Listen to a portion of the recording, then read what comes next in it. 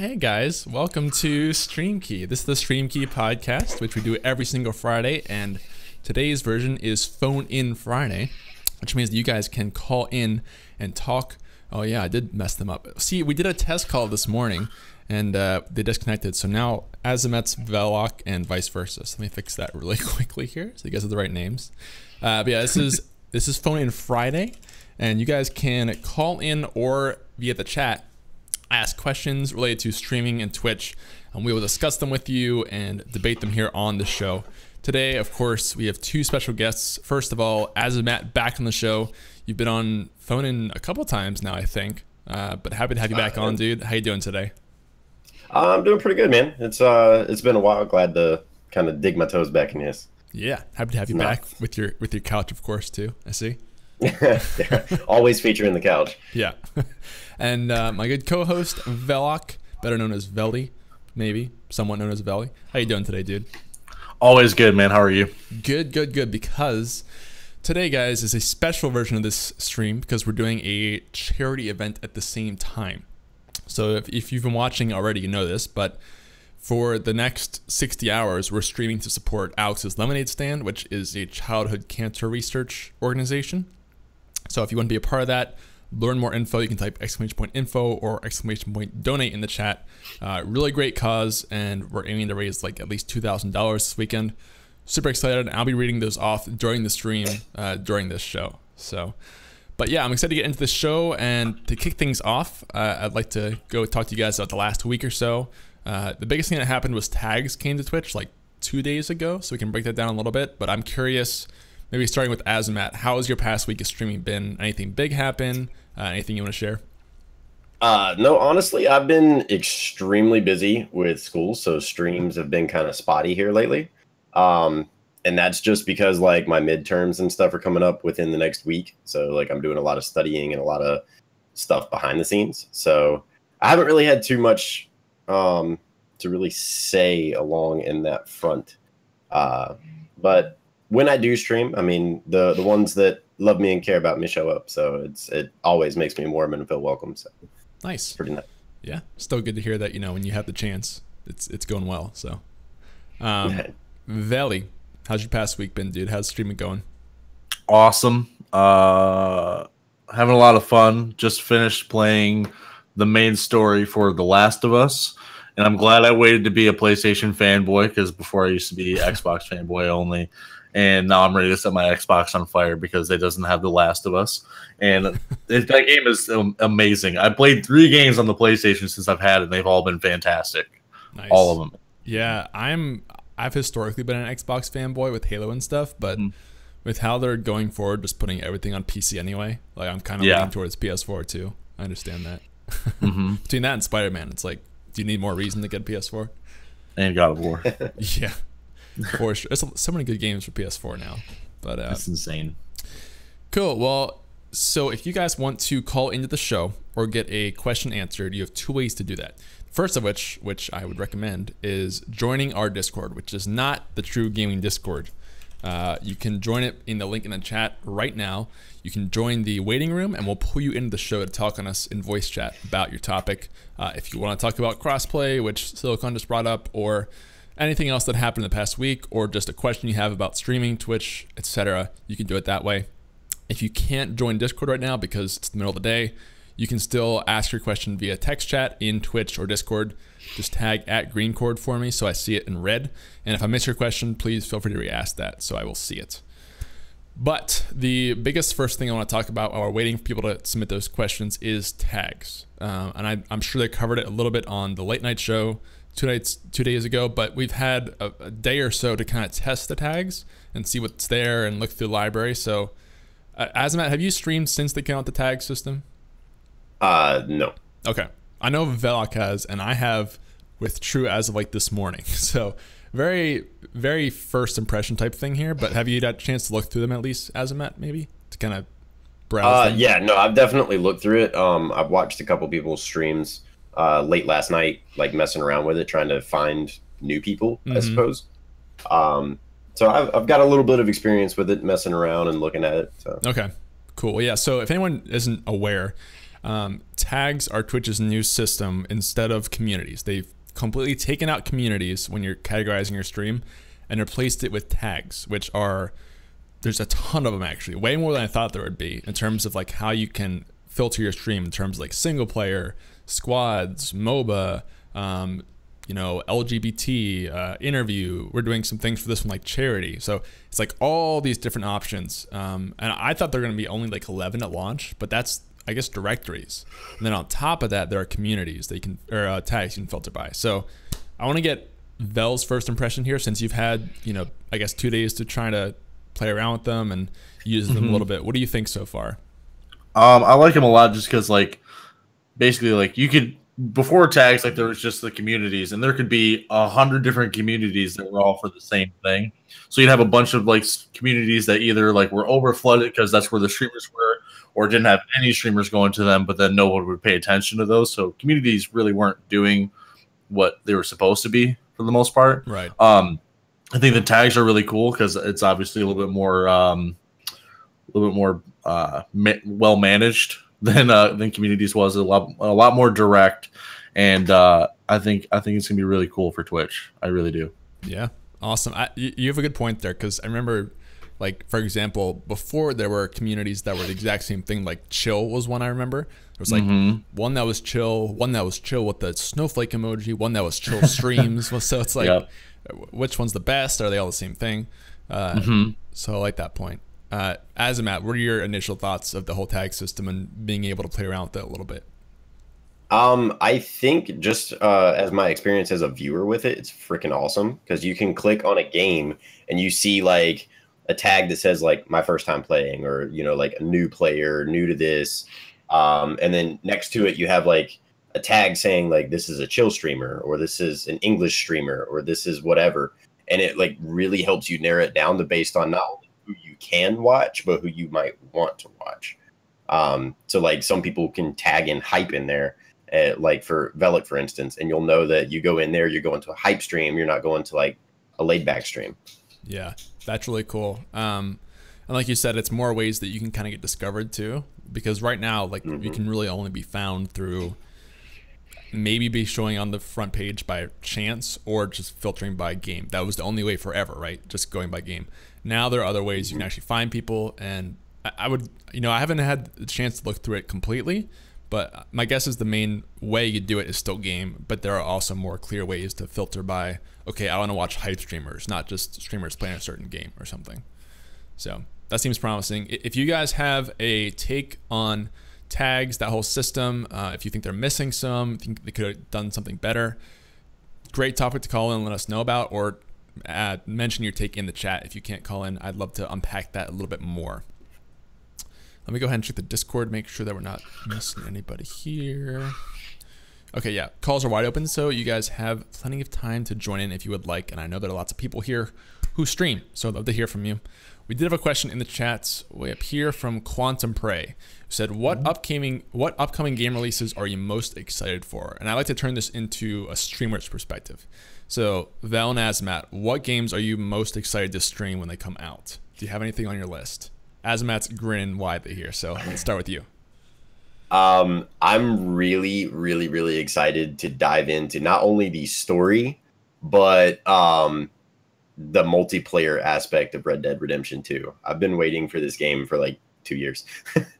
So as soon as like they released any information or any inkling that there was something about it, I hyped for it. I love the first one so much that I actually ended up eventually modding the hell out of the game and playing the single player with just mods like crazy. So it was nice. Nice. Yeah, I never actually got to play that, but I know it's like one of the best games ever. So I will let you borrow my copy. It is a great game, dude. I need to try it. Velak, about you, did anything big you're waiting on to come out? So many games I'm excited for now that I like have been starting like playing single player games. Right. Cyberpunk 2077, Red Dead Redemption 2, Days Gone, Last of Us 2. There's so many that I'm excited for. It's insane. I'm so ready. You guys, you have no idea. Are you gonna be streaming so all ready? Of them? Yeah, probably. I'll probably like wait a couple weeks after launch just so like, you know, the hype dies down a little bit and, you know, all the big streamers are on to something else and, you know, the directory's a little bit thinned out for me to go and swoop in some people. Right. Yeah. But yeah, I'm very excited. Very excited. Nice. Yeah, maybe with tags there'll be a way to stand out with new games too more. That could be. Never know. Yeah.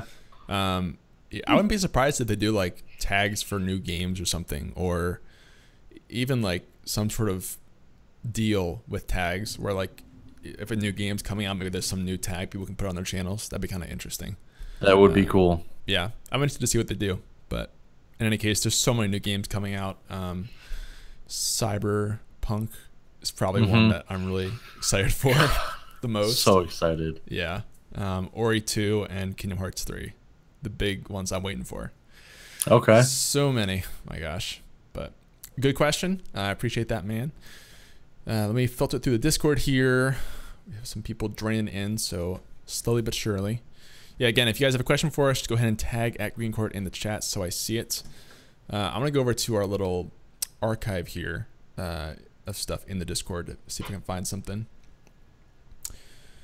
Okay, I think we covered this one. Soul Calibur 76. That typo's hilarious. That's awesome. Okay, we also, I want to mention the charity thing again. If you guys are interested, you can learn more about it at this link. And I'll be reading off those donations during the stream. You get a bunch of incentives and giveaways and stuff too, so definitely go check that out, please. And if you do, I'll read off anything during this stream because we're aiming for that big 2K for sure. So anything else, I guess we can kind of talk about a little bit. So if you guys didn't see this, I think it was 2 days ago now, the PS4 announced crossplay for Fortnite for the first time, which makes it basically the first truly crossplay game in history. So now you can play on any system with any other system with no restrictions. In the past, like Rocket League had gotten close where you could play, you know, PS4 and PC or Xbox and PC, but not all three at the same time. PS4 finally came out and made it so that you can play with all different platforms at once. And of course, Fortnite's on everything, including like iOS and Android and Switch. So it's crazy the amount of combinations you have. But I'm kind of interested, again, to take this towards a streaming perspective. If you guys have any thoughts about like, do you think this will open up like new collaborations for streamers on different consoles? Or some other way that you think this could impact the streaming world? Maybe if we see more crossplay titles in the future, if you think that could open up some new opportunities. Any thoughts? I think it could be pretty cool. I mean, honestly, from a streamer's perspective, the one thing I think it'll be cool for is community. Is like, you know, for your viewers to play video games with you. Because like I could have someone be playing on a PlayStation with me, and then somebody like that's on Xbox that wants to join in. I have to tell either one person no, or I have to tell the other person you got to leave. And like that's a really tough spot to be in, because you don't really want either one of those things to happen. Like that's a shitty thing to do.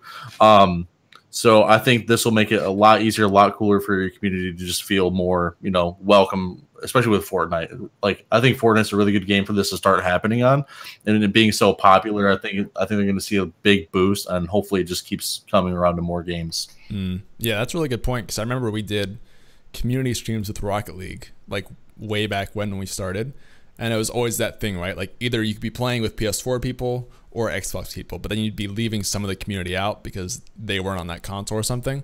So that's a really cool way that you can open up the whole community to be together on something. And right, it's just crazy that like you can play a game that anyone like. Is there any reason that you can't play Fortnite anymore? I mean, there's some way you can get it, right? For most people, probably like I would guess 90% of people, and you can play with your friends for 90% of people, which is kind of crazy. Azumatt, do you have any thoughts on this from a kind of streamer's perspective? I think that it'll open up a little bit more of networking in general, just because you're, as you guys were saying, you're not limited to, you know, let's say you're going in and hosting somebody, you're not limited to who you're going to host, because theoretically you can go and play with that person whenever you're live too, or even whenever you're offline. So it's gonna allow you to not only reach out more to more communities, but also experience a little bit more with the viewers that are actually watching you. Because if you're playing a specific game, in this case, it'll be Fortnite until they start adding more. But if you're a major Fortnite player, but like you have a bunch of friends who have a PC, but all you have is a PS4, now you can play with them and you can start meshing communities and assuming that it already hasn't happened.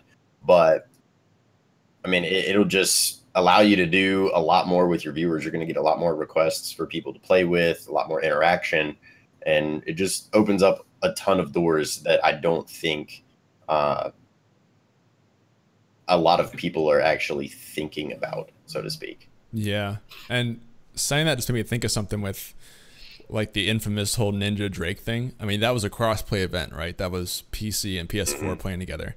I wonder if this would potentially open up like more big break or crossover events like that, where you have people from mainstream playing with streamers, either like on a phone or it doesn't matter now, right? Like they can play on Xbox, they can play on their Galaxy, whatever, and they can play with streamers. So I think it'd be really cool to see if things like that develop in the future too.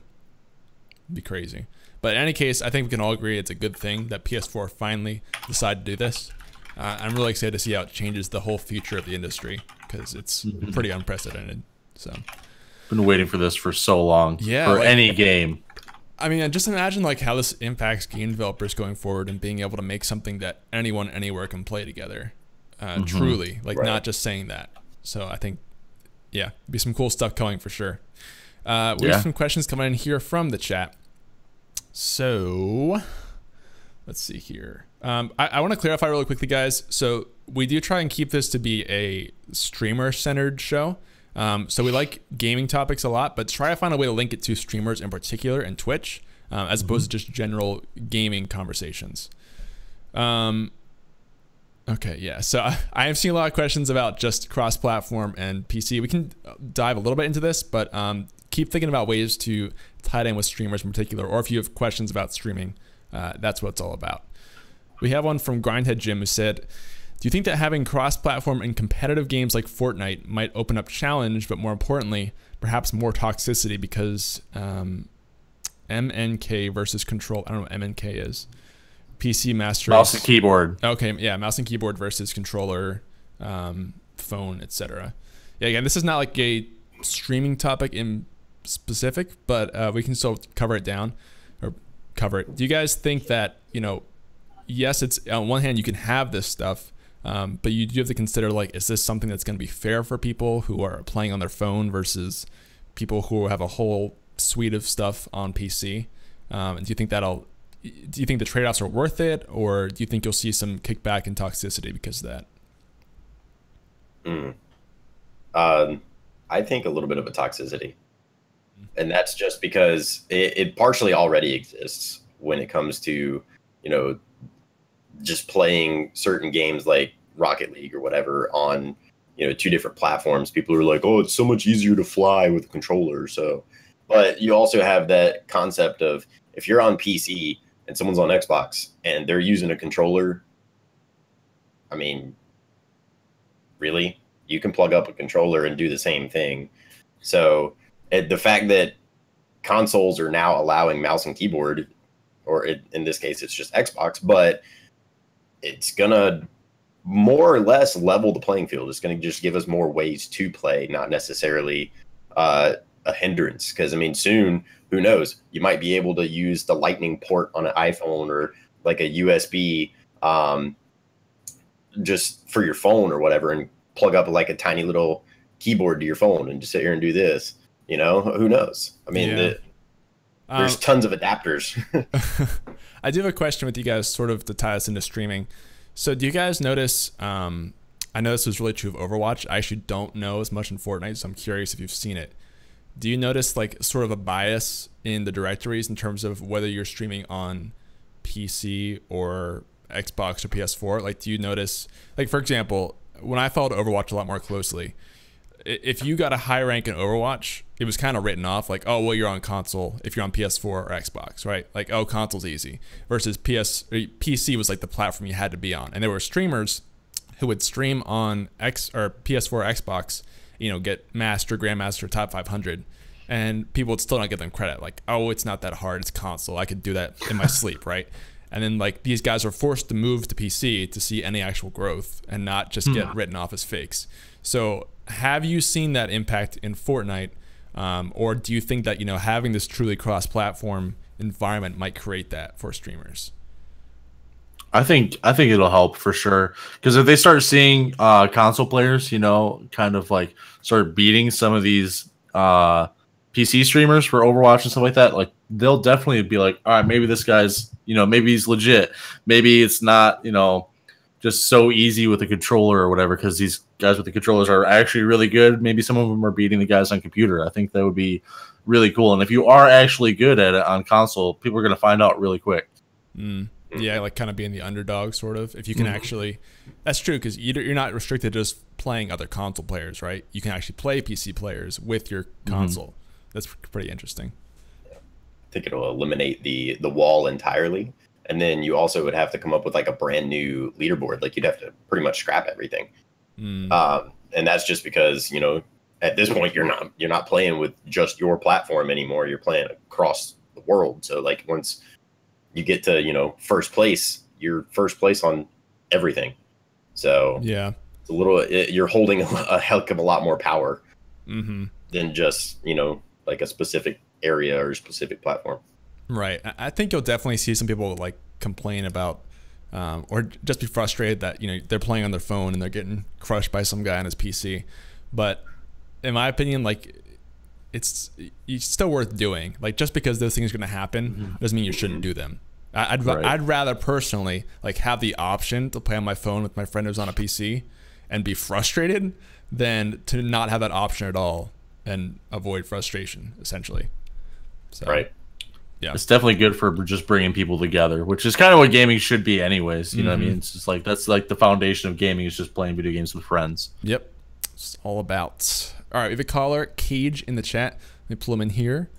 Cage, hello? You there? Hello? Hello? Mr. Cage? Hi. Hey, there you are. How's it going? Hey,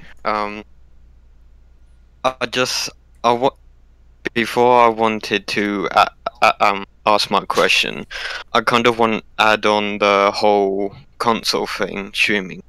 Sure.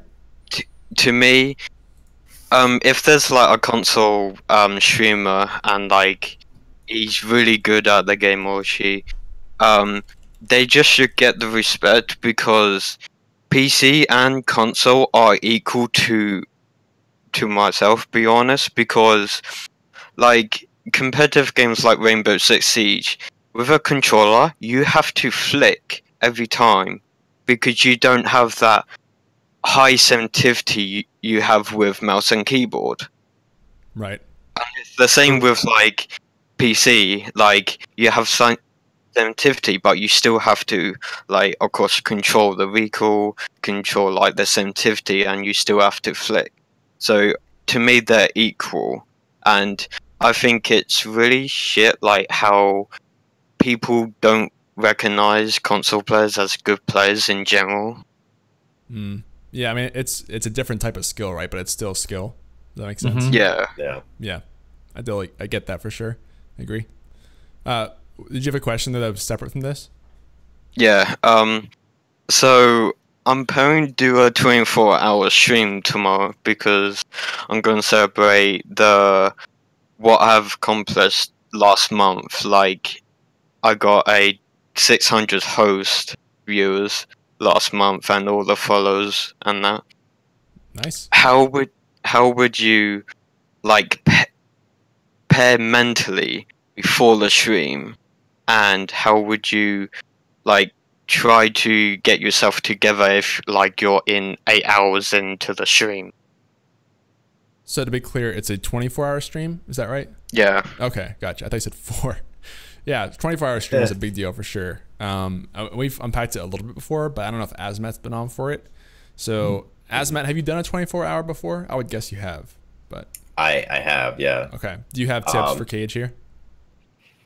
Well, I think honestly, before you do a 24-hour stream, you should probably build your way up to see, you know, do like smaller streams, like a 6-hour, an 8-hour, a 12-hour, whatever, and work your way up to 24. Because I went like cold turkey into my 24, and I ended up cutting it, I believe, an hour and some change short, because like I just couldn't do it anymore. Like I took breaks, I got up, I drank energy drinks, like I did everything that most everybody else would recommend to you, and it worked to a degree, but then I started to like crash rapidly. So space out any kind of energy drink that you're trying to have. Make sure that like as you're starting to crash, you drink the next one or whatever. Like don't drink like 4 at once and be like, yeah, I'm cracked out like first 2 hours, because that's not going to do anything for you. By the end of the stream, you're going to crash. Make sure that you get up, take breaks, walk around, take care of you during the stream, because if you don't do that, you're not going to make the long haul. That I guarantee. Yeah, absolutely. And Vel, I know you've done, you're preparing for your 24-hour stream. I know you've done a 12-hour. So maybe you can kind of relate, prepping for that 24-hour stream, like mentally, what are you thinking about and preparing with? I'm thinking about like, don't hype up your stream in your head. You know what I mean? Like, don't think you're going to get more viewers than you normally do. You know, imagine like the same turnout as far as viewers go as you do for every stream. Just because you're doing a 24, just because you're doing something special, doesn't necessarily mean that people are going to show up. Nobody has to, just because you're doing a special event. Just go into it like you're going to be having fun doing the same stream that you always do, just for a longer amount of time. One thing I can say is, if you're going to do a 24-hour stream, the way I'm going to do it, I'm going to wake up and then I'm going to start my stream. Like, I'm not going to be doing anything beforehand. I might hang out with my wife a little bit, but I'm going to wake up, like chill for maybe an hour or two, and then I'm going to start my stream. Like, I'm not going to do anything to take up any time of my day. I'm just going to wake up, stream, go to bed. I'm going to be drinking a lot of water beforehand. I'm going to, like, the night before everything, I'm going to make sure that like I'm just physically and mentally ready for the long haul. Yeah, I think you hit a good point there too, in terms of not seeing it as like you're going to expect to get all these crazy amount of follows and attention.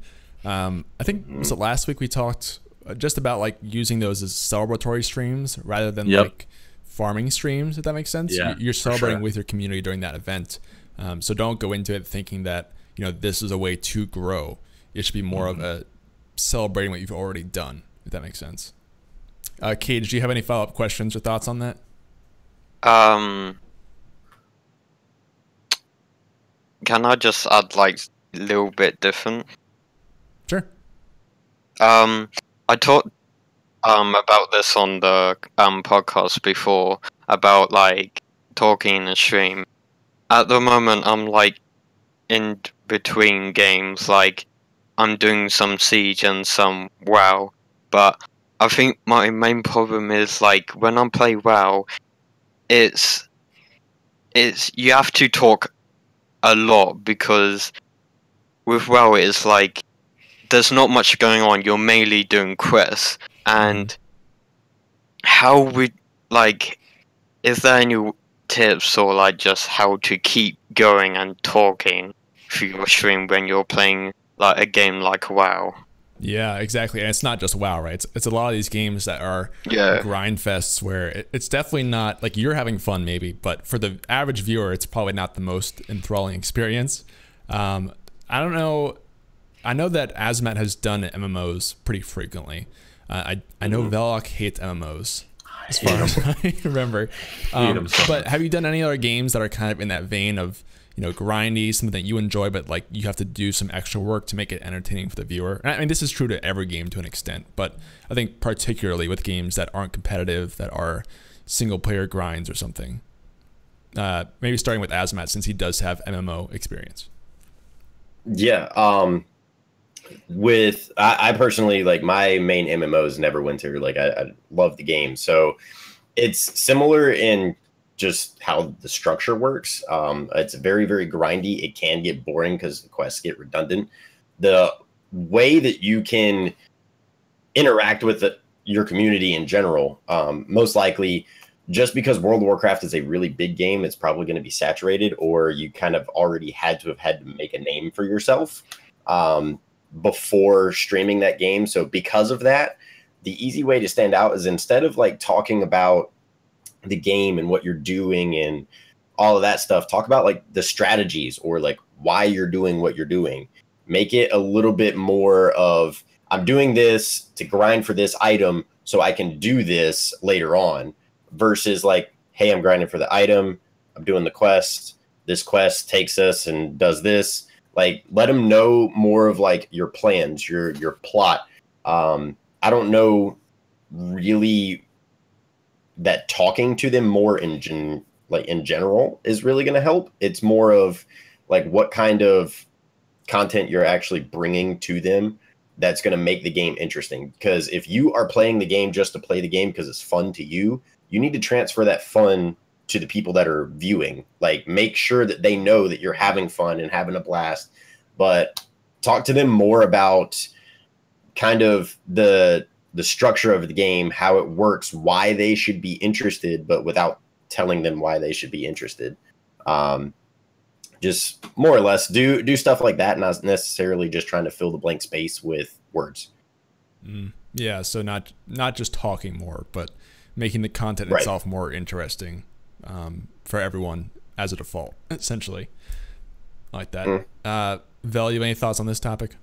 Yeah, so I'm really bad about like talking about like what I'm doing and why I'm doing it in games. Like, I like, it doesn't entertain me when I talk about like, oh, I'm gonna go farm this thing. Like, it works for people. I'm not saying it doesn't, but me as a streamer, I know for me, I don't necessarily think that I'm good at it, but I know that I'm good at talking to people. And so just like have like random conversations. Like, you're playing a game for sure. Like, play that game, but like have random conversations about like things that like aren't related to the game if you want, if that makes it any easier for you. Like, just have a conversation with people, try to, you know, just be funny, just have fun, be energetic, just do what you can, because like they're gonna be there for World of Warcraft initially, but keep them there with like your personality is like kind of my whole thing. Yeah, I just have random like regular conversations, just try to have fun with people and just, you know, relax, be energetic, and have fun. Yeah, I like that a lot. One thing that I mentioned to someone recently with this is sometimes having like a preset list of topics can be really helpful. Like, if you kind of struggle to keep things moving or don't know what to talk about, if you before a stream will go through and like make a list of topics or questions that you want to ask people or just rant about, that can help you fill dead air if you need to. And I think just talking is probably the easiest way to do it, even if it's something completely unrelated to what you're doing. Just having something to talk about and keep people interested in, even if they're not really talking back to you, talking about something, even though it feels like it's, you know, hard to do, can really keep things more interesting than, you know, just grinding and doing your thing and not being engaged. But Cage, do you have any other questions or thoughts about that we can help with? I'm mostly in general just like talk about other stuff, because like I'm mainly just leveling up because I'm really low level, and I know like maybe some people won't be interested in the actual gameplay, but I try to like mix topics. Like, I watch anime, so like sometimes I would like say, oh, like, I'll watch this anime, or like this is my like top 10 anime or whatever. Yeah, I mean, anime is always a good talking point for Twitch, that's for sure. Absolutely. I would say keep doing that and think of like new topics to jump into like that. And the longer list you can have, the better, because you'll never run out of stuff to talk about, for sure. Cool. Anything else you want to mention before we head off? No, thanks for the help. Sweet. Yeah, thank you for calling. Appreciate it, man. No problem. See you, bro. See ya. All right, so I want to give everybody a little heads up, a couple things. First of all, again, reminder that if you call into the show, you get priority over the text chat. We do that to keep it more interesting and keep the calls coming in. I see the questions in the chat. Stay patient. We'll get to those. If you want to get answered quicker, jump in the voice chat and you can come right on the show and talk to us about it. Not going to do it. Secondly, I want to thank you guys for, we had some subs from Lady Grimm's. Thank you for that. And Brit Wolf with the huge raid host. Thank you, dude. Appreciate that. I don't think we've made any donations so far, but guys, please consider donating to Alex's Lemonade Stand. It goes directly to them, and holy crap, we did have a donation. How did I miss that? Soan Equation with $400 said, let's get hype. Dropping the bomb. Thank you, Soan. If you guys want to learn more about it, the donate link is in the chat. Help us raise there. We're $605 out of 2,000 already, which is crazy. Already a fourth of the way there, and it's 11:45, so doing pretty well. But yeah, we'll be raising money for this all weekend long. Goes directly to support childhood cancer. Please consider helping. With that said, we'll get back into the calls, starting with Grindhead Jim. Hello, Grindhead Jim, you there? Yes, I am. Hello, nice of you to show up. Just kidding. Thanks, baby. Appreciate it. What do you want to talk about on the show today? Well, I actually had an idea on something that could kind of tie together a couple of topics earlier. Because with crossplay being a thing for the streaming community, that's going to open up a lot of opportunities for people to collaborate and so forth. And I also feel like the tags is also going to create a bigger opportunity for discoverability. Okay, so basically, you're going to have a wider audience out there. It'll be easier to discover you. Whereas before, these long 24-hour streams and marathons and just constantly just hitting the wall every day, that, you know, consistency is everything. Obviously, quality is important too, but like this idea that before, to get further with streaming, it was a blunt force, constant barrage agenda. But now Twitch has given us tools, and there are some platforms that are giving us a wider audience to cast to. Make it probably not as necessary to be so blunt, to be so over the top. What do you guys think the implications are of the direction Twitch is going with the discoverability of tags and other things that are coming?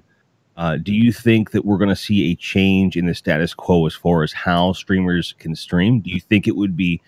I kind of feel like if you have someone who streams consistently high quality once a week with a high discoverability tag and the right combination of things, you would almost be more effective, and you might see more growth than the cat that's streaming 5 days a week, you know, for 8 hours a day. What are your thoughts on that?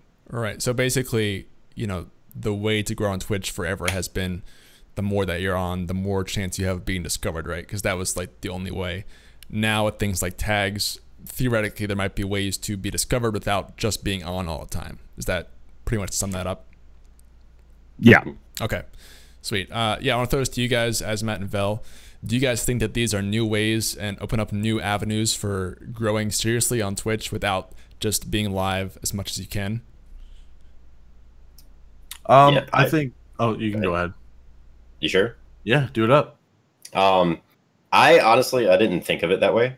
So that's kind of opened up a different perspective. I really didn't think that, you know, the tags would help somebody out that's streaming once a day. I still think that it's valid to stream more, but I do think that you have a higher chance on your day that you are streaming to be discovered because of the tags. So it gives you a little bit more of like an oomph, of like a push for your day that you actually are doing it. But your will naturally be, just due to sheer amount of content that they're putting out and sheer just face time that they're getting on Twitch, you'll still be pretty much stomped out by those people that are streaming a little bit more. But by no means does that demean anything that you're trying to do, because I still think that with the tags and your one day of streaming and whatnot, you're still going to, because of that higher chance of finding newer community members or people being able to find you, you still will definitely have a chance to be able to grow your community just as much, sometimes maybe even more, than those people that are streaming 5 days a week. Yeah, it almost opens up the opportunity for like a niche streamer, you know, because there are people out there that will stream something really drilled down, and the tags allow them to describe that. And if they're not streaming as much as, say, the next guy, there's more higher chance they're going to get found. And then they say, well, I'm going to watch Ninja 5 days this week, but, you know, my buddy Peggy, she's streaming that weird crochet underwater basket weaving hybrid with the beer bong. I have to check that out on Sundays. So I'm going to watch that. You know, I feel like that is an opportunity where it's going, where you can use the tag system, because now the tag system will almost become like a secondary title system.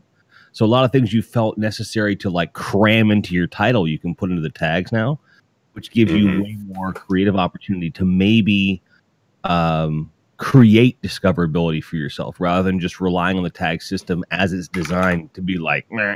So I'm just basically I'm using you guys to get ideas. Sorry. Totally, because I've been thinking about this for 2 days, and I'm like, and I saw the show this morning. I totally just ripped the ideas from them. It'd be great. So it's all about, dude, the idea of farm here. Yeah, I want to get Vel's thoughts on this too, for sure. Yeah, I think really like, so with anything, the only, or not the only, the best way to like grow with anything is to just do it as much as possible. Like, you can have like one good day a week, you know, like where if you stream one day a week, but it's a really good day, that's still probably not going to be as much as the person who's doing 5 days a week, but they're doing like still doing solid work those 5 days. It's really hard to stand out only doing one stream a week. It's really hard to like grow a community that way, because like if you don't have a community showing up like at the same time on the same days, whether they're all next to each other or separated throughout the week, it's gonna be hard to grow that community. Because like, yeah, like we're here every Tuesday, maybe they'll forget about it, you know, come Saturday, and then Tuesday comes around, they're not there. It's just really, in my mind, the only thing that works consistently is consistently streaming as much as possible. Yeah, I mean, it's really kind of like a debate on quality versus quantity, essentially, right? And I think like historically, quantity has always beat out quality on Twitch. Maybe that'll change with the introduction of tags and other systems. It really depends on like how they design the tag system and how big they show up there. Because again, my guess is that games are still going to be like the primary way you sort on Twitch. So depending on how visible the tag system is, maybe that helps you get discovered. My guess is that if you had to make a choice between like streaming every day at a okay level versus streaming once or twice a week at a great level,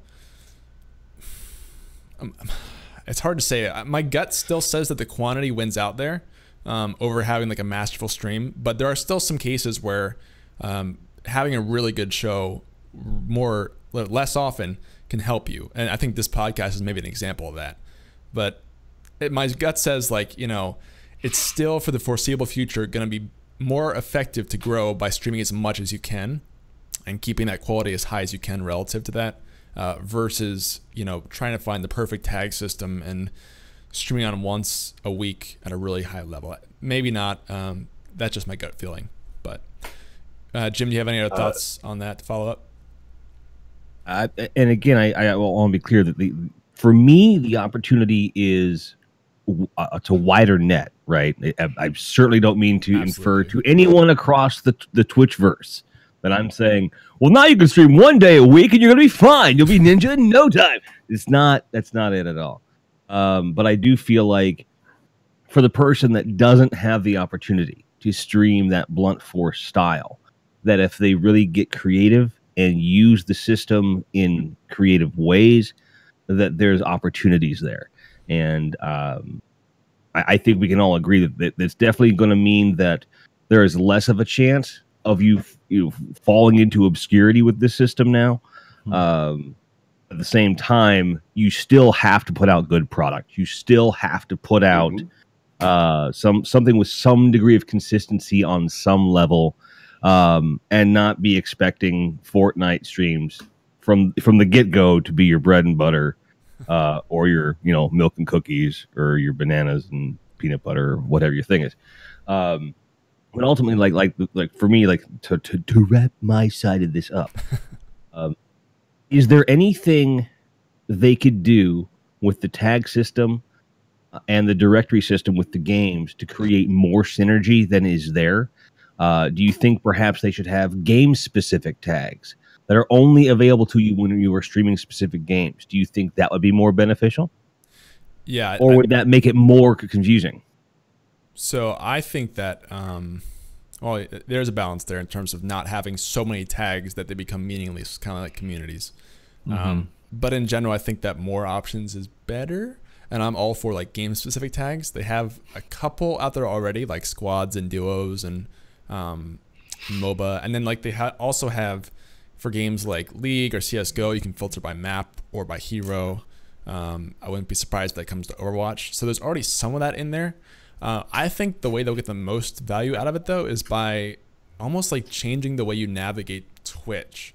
Because again, I think the fact that like you always go through games right now when you go to the homepage to filter people, if there's like a way to filter by tags, you know, like maybe even at the front of Twitch, like there's the game section, and then there's the tag section or something, or types or whatever you want to call it, like a different way to filter through Twitch all at once, that would be huge, because that would completely shift the way a directory is organized. So I'd like to see something like that, or like at least trying it out, testing it.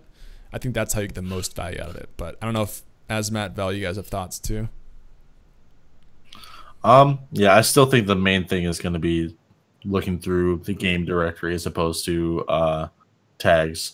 They would have to change around a lot of things and make a lot of people mad to change it into more of a tags perspective. But that's just kind of my thought on it right now.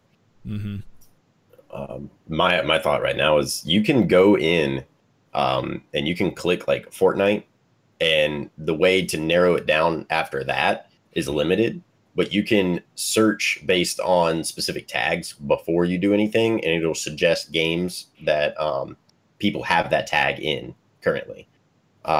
That's the way it's kind of working right now. So if you search the tag ahead of time, it helps you narrow it down a little bit more. But from what I've been able to see, if you click the game on the, you know, like the browse category, after that, the limiting the tags or the stuff that you can see, there's no option for it. You just kind of scroll through people and you can see like their tag, like I'm English, a competitive player, or like this, like in Overwatch, you have like my specific hero that I'm playing is named blah, blah, blah.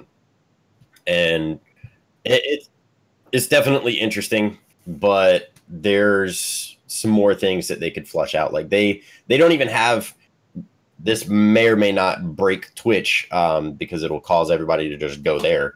But like having a tag with giveaway in it, or having a tag with like charity. I don't know if there's a charity tag. I haven't double checked that, but there's no giveaway tag yet. There is a charity one. Yeah, there's no giveaway tag yet. So like you can always suggest things. I guarantee you it's going to be growing at an exponential rate of what tags you can choose from, just because of all the suggestions of people realizing like, oh, that tag doesn't exist, let me submit that. And it's just, I think it's going to get more refined with time. So yeah, absolutely. It's all going to depend on how they go forward with the system and create new ways to filter. And like Jim said, kind of find that balance between having lots of options and ways to find what you want to find versus having too many options and diluting the importance of the system. So I'm excited to see what Twitch does with it. I think we can all agree that it's a good thing to have. More ways to categorize yourself and more tools is never going to be a bad thing. It just depends on how they use it. So we'll see what happens there. Jim, anything else? No, that's really covers the whole gamut of what I can think of. I've milked this topic as much as I possibly can. I'll go back to my cave. We appreciate it, dude. Thanks for calling in. No worries, guys. Cheers. Yeah, Thanks, bro. See you. All right. Good discussion there. I like that. All right. So we are at about an hour or so. We had a couple more subs, I think. So Brutal Guts, thanks for the sub, man. Appreciate that. I don't think we've had any donations, so when we get those, I will read those off, guys. Please donate to the lemons. We need some lemons. We have some questions in the chat I need to go back and read. Hopefully they haven't been filtered out yet, because chat is moving today. You're hanging out with us today. Appreciate it.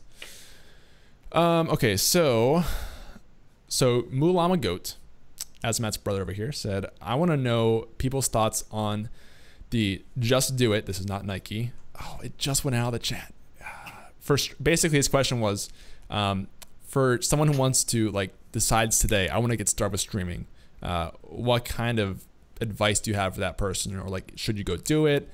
Should you consider anything, or really just get started as fast as you can? What do you guys think about that for someone who wants to get started but isn't sure if they should wait until it's all ready or just go for it? Azumatt, maybe start this one. Yeah, sure. The just do it mentality is great and everything, but you also, there is a little bit of thinking that I believe you should do first. That is more where you're going to go, what you want to take from Twitch, and kind of not necessarily what you're expecting, but what you are expecting out of yourself. not everybody else, not the viewers, not anything else, but what you're expecting out of yourself to see in the long run, and where you want to be. I think you need to lay out some kind of plan before you just do it. Because like the gear and the camera and like the high quality mic and all that stuff, not 100% necessary. I think you can get away with like a cheap $20 headset, $5 headset, whatever.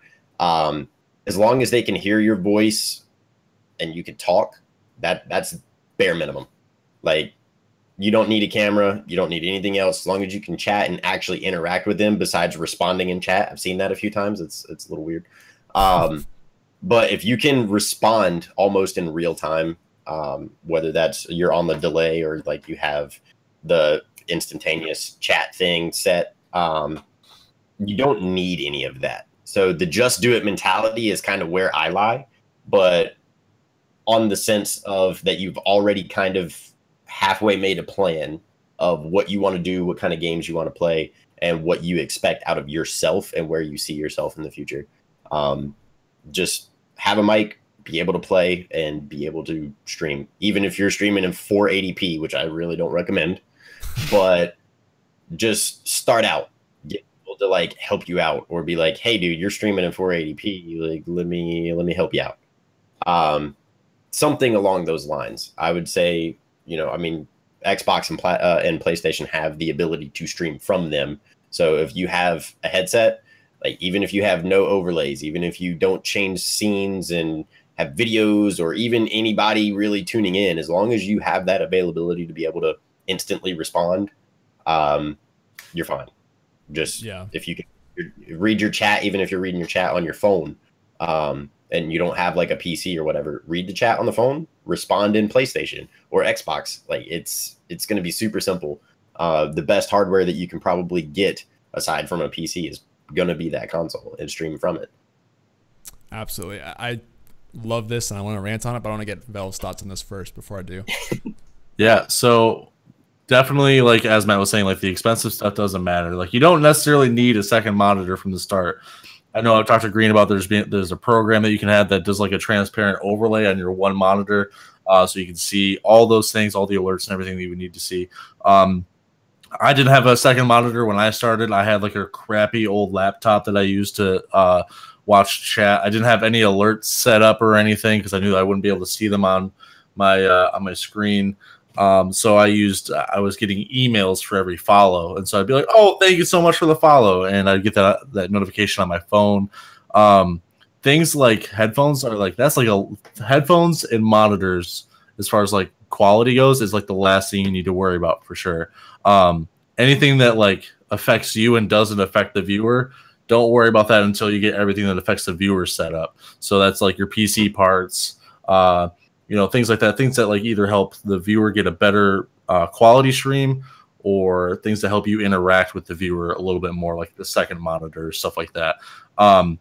Don't stress about like what kind of streamer you're going to be as far as like your branding or your what's the other word? Not branding. Identity. Thank you. Don't worry about any of that. Just like when I first started streaming, I was like, I liked Tim the Tatman. I'm gonna play CS:GO because I love that game, and I'm just gonna try to like emulate how Tim the Tatman talks to his stream and how he acts on stream and everything. And like you'll build and grow into your own thing after that. Don't stress too much about what you're gonna be or how you're gonna do anything. Just worry about streaming, and like it'll keep growing and building off of that. Yeah, I agree with both you guys, and I especially Azumatt here.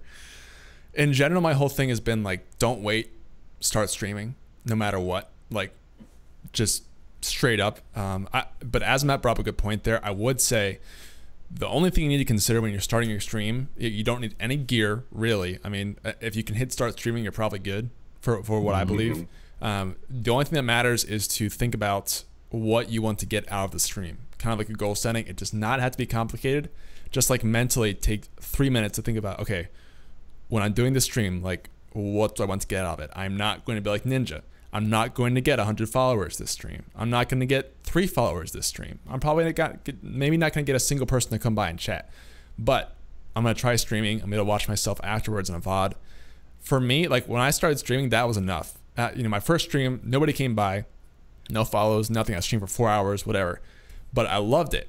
And just the fact that I had tried it and I could go back and watch myself in the past broadcasts, the experience of being live and like just trying out everything was so electrifying that I had to come back and do it more.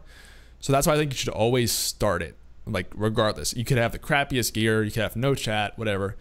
Just trying the experience and getting like a feel for it and getting hooked on it can be so important for the next however, like 3 years after that. Like that single moment that you like, if you have the choice between starting your stream on a MacBook Pro with 30 FPS, 4080p or whatever, no chat, you don't even have a second monitor or whatever, or waiting a year until you have a proper setup, I would definitely choose the first option. Like don't wait to have the perfect stuff because you'll never have the perfect stream. That's just true for every streamer out there. You're always going to want something more, something better. That's human nature. So I would say just start, go, do it. And then if you feel love for it, then you want to keep doing that. But the important thing is to find that first and then build off of that. So that's my rant. That's my core piece for StreamKey across everything. Is like we talk about a lot of complicated stuff on here, like identity, branding, consistency, tags, whatever. Don't worry about any of this stuff. If it overwhelms you, just stream. Like you do not have to have the perfect stream. You will never have the perfect stream. Just stream when you can and learn why everyone loves it so much. That's what matters. So yeah, it's like a Rocky Balboa story kind of thing. Like you start from nothing and then it grows over time, and hopefully you progress the stream and get better equipment, and you get better at streaming. You start from a dumpster and you turn into a beautiful mansion. You know what I mean? Like it's a really cool thing for your viewers to watch. Yeah, run in there like Rambo, just do it. Yes. Silicon mentioned Green Puppy stream. One of my best streams ever. This is a true story. It was literally just a webcam mounted on a wall, like a terrible webcam, and me running up and down the hallway with my puppy. And there was no chat interaction, no music, nothing, but people loved it. So I mentioned that just because the story of how like you don't need anything fancy. You can really just get away with very little stuff and still grow, still enjoy it, still a blast. So yeah, passionate about that one. Great topic. So hopefully that helps you out, Mulama. Thanks for bringing it up. I appreciate it. I do want to say, so, okay, the chat flooded out here. Like the chat is moving today, guys. And I know we missed some questions. If I missed your question, please re-ask it in the chat. We will get to it. And I'm writing them down now so they don't get away from me. But I know we had some, so if I missed it, please re-ask it. We did have a question from Percy the Akita, who said, when it comes to interacting with chat and alerts for follows and such, what do you guys recommend best? So this is sort of a general question. I guess interacting in general with chat and alerts, like general tips for someone who's very new to this, who wants to make sure that interaction is interesting and engaging for people. Do you guys have any tips for someone getting started with that? Maybe start with Vel this time. Okay, so this is just like about your alerts and like engaging with your chat then? Just like what are your best tips for that?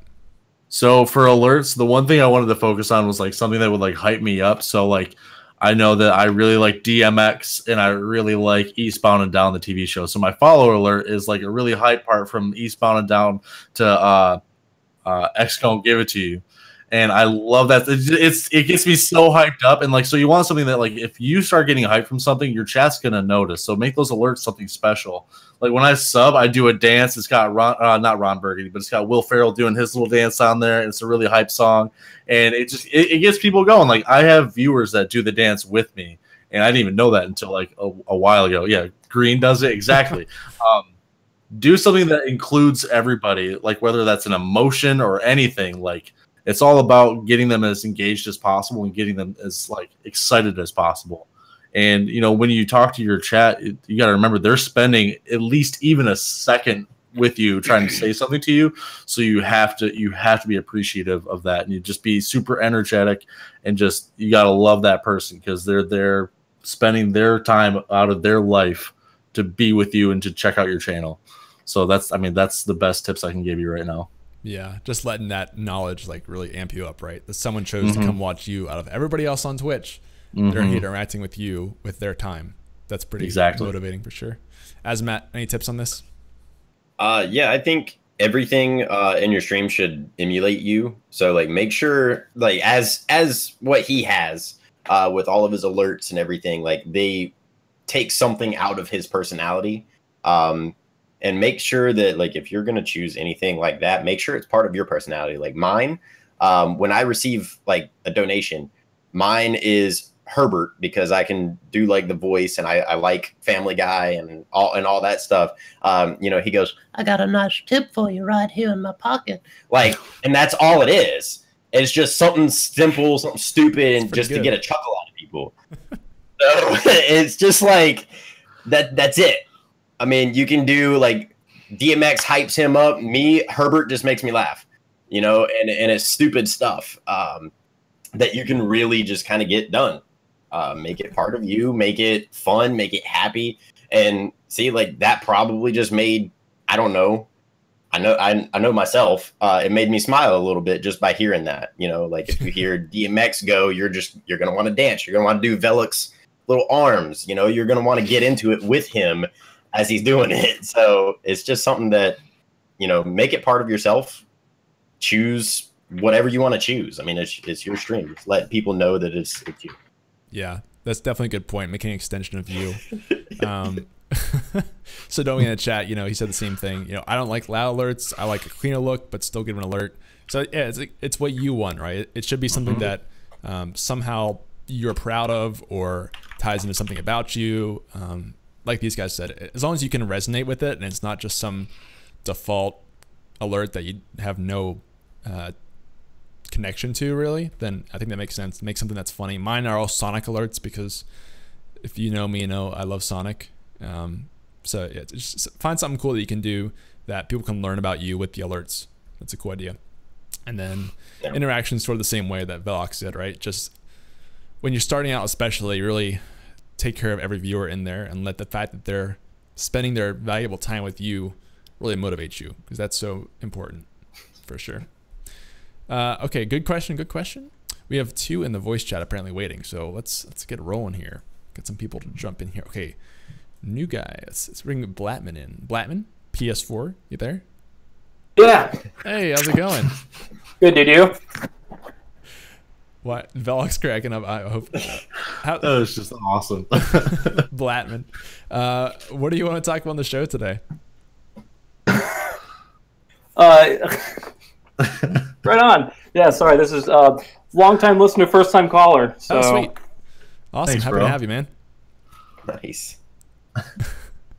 Yeah, what do you want to chat about today?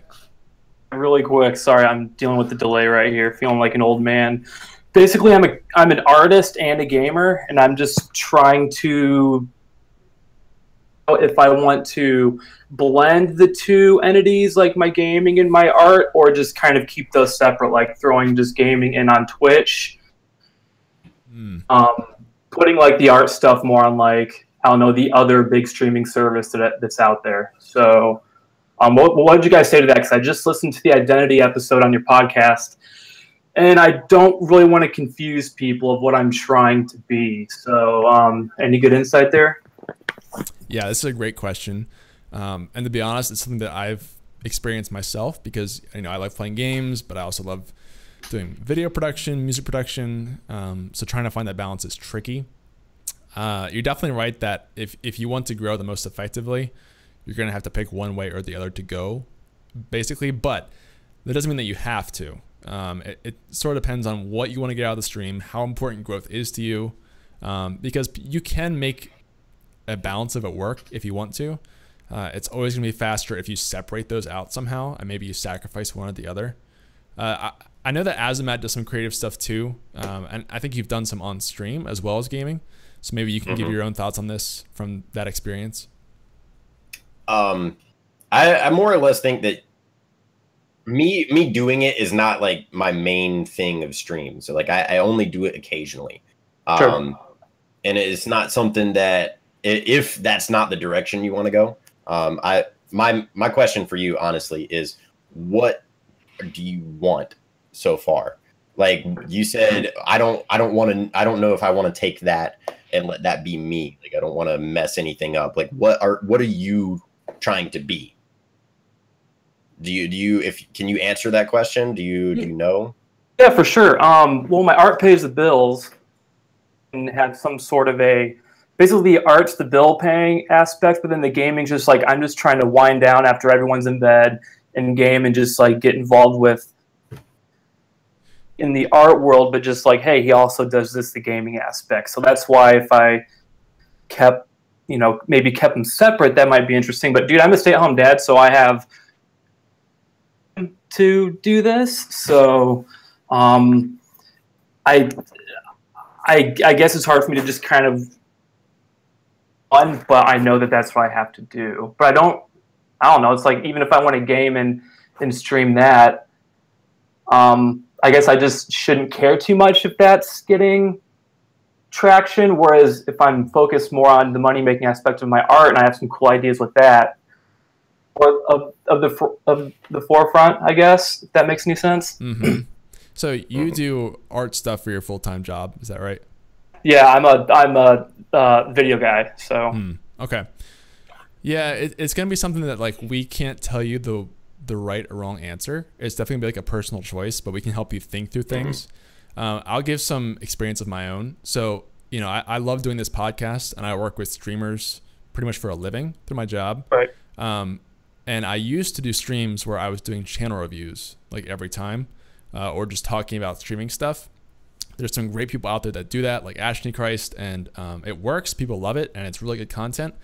But I was getting so burnt out of it because I was doing it from 8 to 5 as a job, then coming home and doing it on stream, and I was getting sick of it.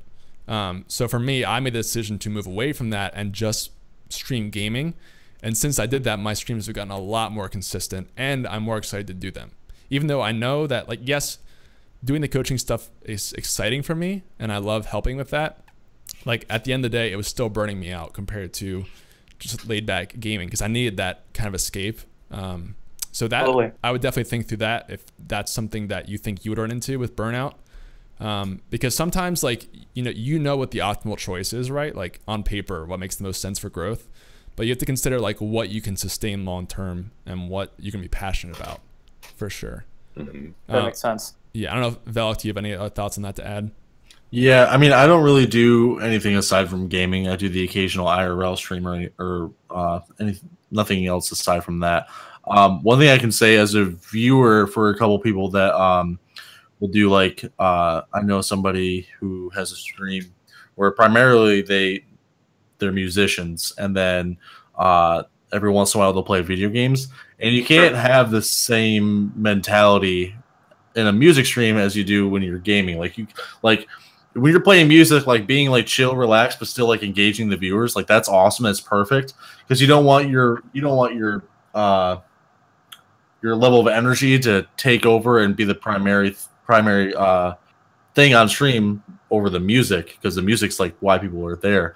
But you can't have the same mentality when you're playing a video game. So if you have the same sort of energy level and you're just more focused on the game than you are your own, yourself as a streamer, it's not going to turn out well. So you just have to act differently on stream, I guess. Like, you just have to prepare for it differently if you were to stream a video game as opposed to doing your art.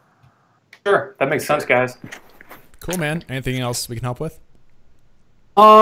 If you could send about $2,000 to me, just for the sake of $2,000. But other than that, I think I'm good. I appreciate you guys.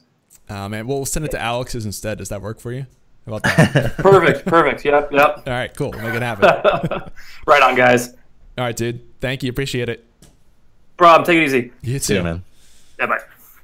Awesome. I always love meeting people who've been listening for a while, who can actually stop by the live show. It's great. So if you're listening, podcast people, come by, come hang out. All right, so we had a couple more subs. Thank you guys for that. I saw Crum extended his sub for $1. September, guys, by the way, did you know? Oh, what? Great decision. Thank you for that. Okay, so we have some more questions. I think, so Cade is waiting in the voice chat. He already called in once.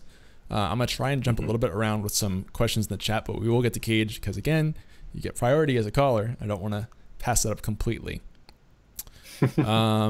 Okay, we had a question here from Lone Dog. Okay, he said, are full-time gamers bitter at us hobbyist streamers for pulling views? This is an interesting question.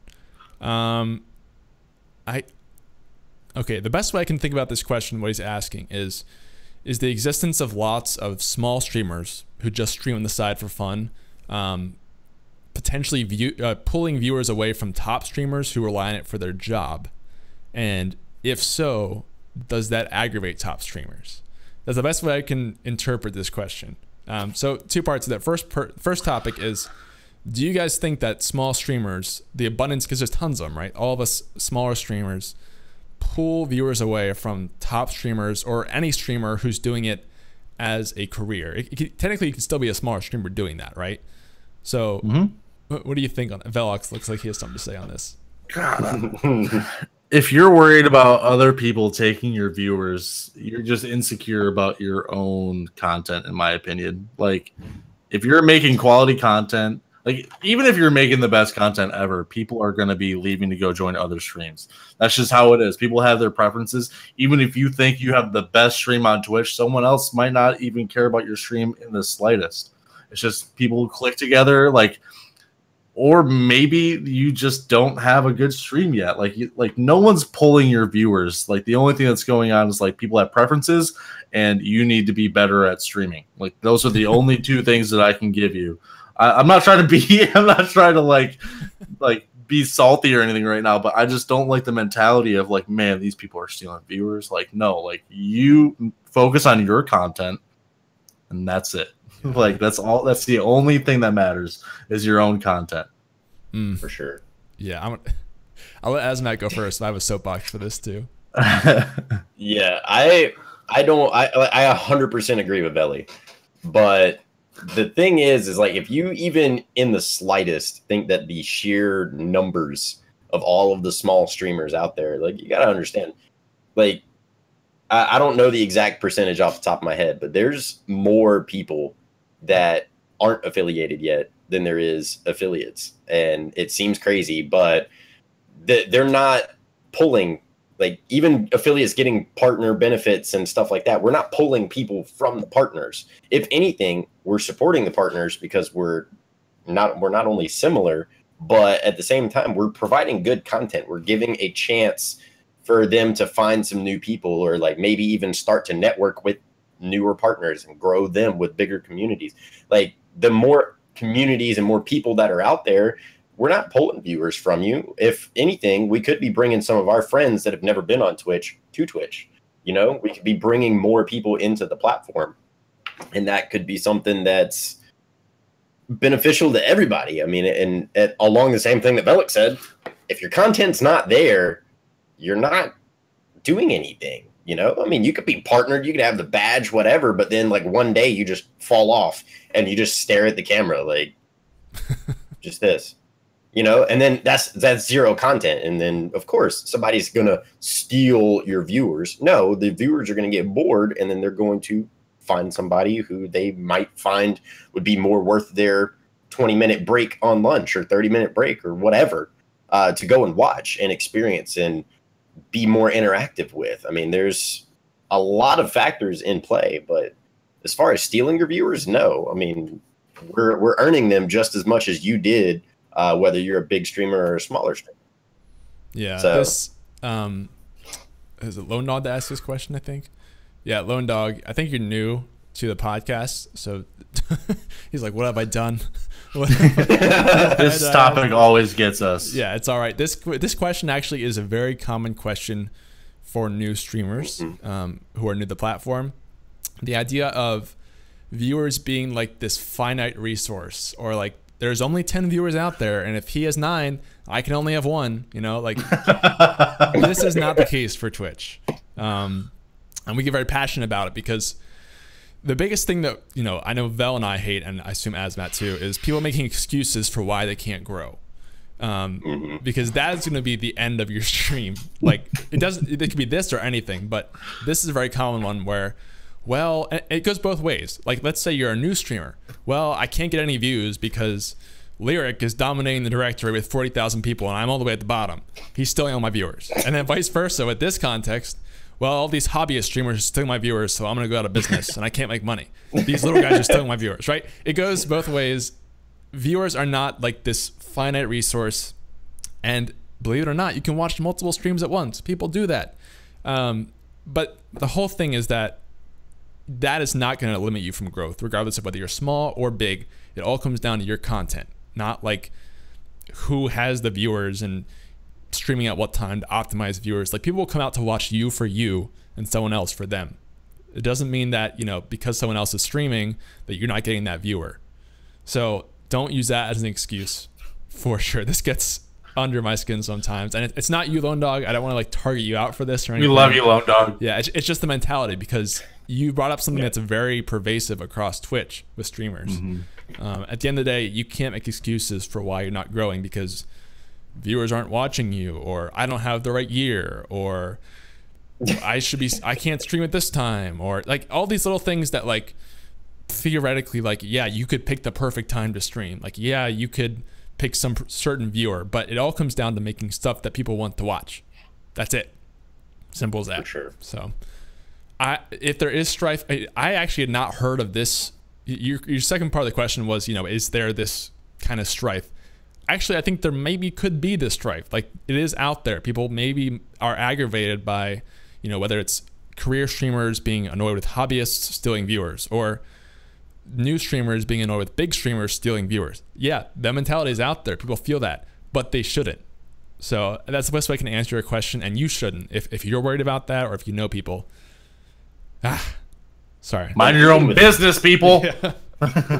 Even with tags, though, if you're a hobbyist and a creative streamer with tags now, I mean, you're basically saying what your content is before they even click. That's still a viewer I could be having. That's in the other direction. Right. This new affiliate. I didn't tag myself as creative. I tagged myself as hobbyist. So I'm now losing that viewer. Thanks. There you go. Appreciate it. Yeah. Well, that's a good. I love these topics though, because we get passionate. Sweaty about now. them. I know. I am too. Great topic though. Seriously, I really appreciate you bringing that up, because I think it's important people hear that. Very important that we get things like that out there. So thank you. Checking through to make sure we didn't miss any questions here. If I missed a question, guys, let me know, because I know we missed some earlier. I did not have a chance to get them down, but I'm working on it. I promise. It will help if you guys type the questions in the Discord, by the way. Yes. Those will stay. Those aren't going anywhere. Aren't being flooded out by Twitch. All right, I guess we're going to pull Cage in. So let's grab him really quickly again. Cage, hello? You there? Hey. Hey, welcome back. How's it going? Hello. Not bad. So at the moment with my sub badges and emotes, it's mainly based around Siege, and of course I want to change that because now I'm kind of saying I might not be mainly on Siege. Like, where do you find your inspiration, like ideas for your like sub badges and your emotes? Okay, so there's two things I see there. One is that did you kind of build your channel around Siege with your branding before, and that was the game you played mostly?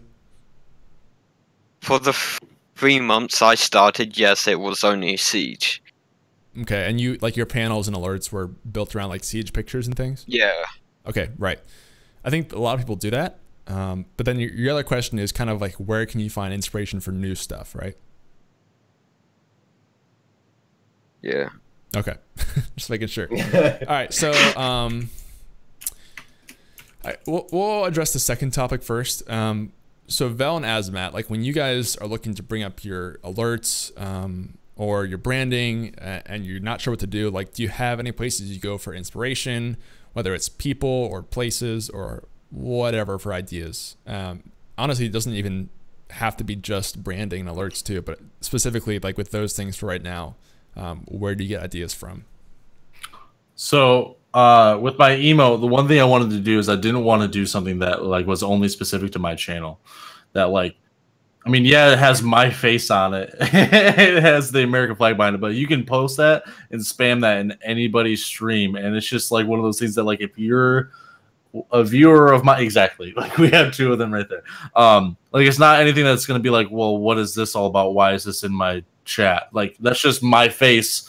You know, that's just people that enjoy my content just spamming my stuff for me. Like don't do anything that's only specific to the game you're playing, especially, and the game and your stream especially. Do something that'll be fun for people to use. That's like a universal emote. Like I know Tim the Tatman has a crap ton of emotes that are just amazing. Like he has some of those like Photoshop face ones that like I love to spam in people's chat just because they're really creepy. And then what was the second part? We're talking about emotes and sub badges. That's right. Sub badges, that's definitely more refined to your own channel and definitely more refined to like your own ideas and inspiration. Like one of the things that I would do if I didn't have my logos is I would do like a creation of a taco over time. Like I would have a taco shell, and then the next tier or the next I guess what is it? The next level, I guess, or whatever, would be like you add the beef and then like lettuce, cheese, sour cream, or whatever, and like just inspirations of things that you like that you can do to adapt over time. Like just kind of like it takes time to think about that kind of stuff, but think of things that you enjoy personally and make it your own. Absolutely. Azumatt, thoughts on this one? I would just like to point out the fluidity of being able to constantly change your channel. There's nothing telling you that you should be set in one game, one thing. Due to the fact that you built your branding in the first couple months off of that game, I think it's going to be hard to break out of. But make your emotes and stuff a little bit, I don't know, I don't want to say generic, but make them a little bit more like not so game centered. That way, not only can they be used all across Twitch, but it's not going to be something that's specific to like a specific game or something. That way you feel obligated to play at that point. But also remember, like rebranding is a thing. Like it's 100% a thing. Like you can change whatever you want to change. Just it's up to you to make that change work and make it kind of just happen.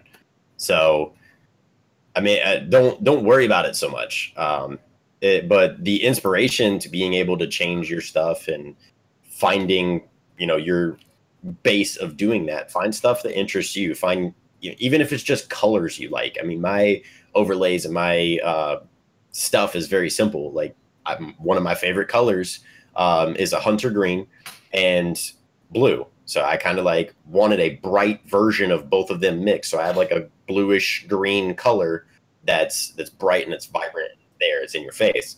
So that's what I put together, and that's the color that I chose.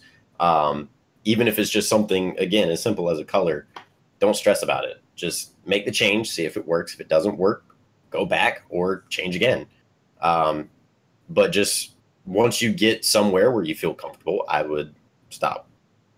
Right. Yeah, I think the rebranding point is really good because pretty much every streamer that I know pretty well, their brand has been an iteration over time. I think this is like every streamer. So starting with something is what matters.